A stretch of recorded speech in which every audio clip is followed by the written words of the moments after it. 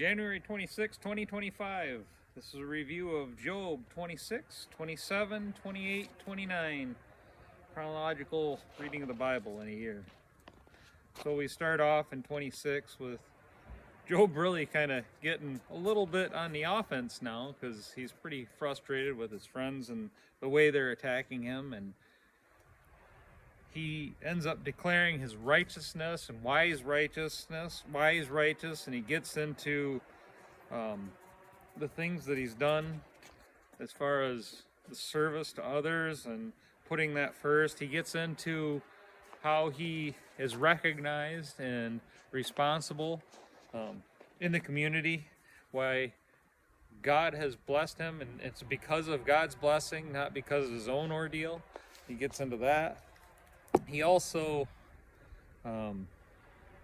laments of knowing God and the pain of being or feeling apart or disowned from God.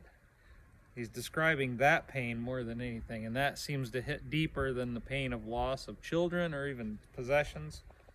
And he longs for the respect of the elder, the blessing of God there. And it was interesting to see some of those things that he did. He helped those without hope, and they blessed me. That was 29:13. And then it says, I broke the jaws of godless oppressors and plucked their victims from their teeth. Another version of that I read too was broke the fangs of the godless oppressors or evil. So at first I wondered if that is symbolic or implying that we should have violence a little bit. And I think there's to a degree some amount of applying justice, but we really should be leaving that up to God for the most part. But I think there's a point where we should be defensive. I don't know this is really condoning violence. I think it's symbolic based on the other verse that I read version. Very symbolic. It's poetic, so it leads me to believe that this is more symbolic than anything. But it's interesting to see how Job is his character, and he sees himself, and he's portraying that. And that's Job. That's who he is. He describes himself.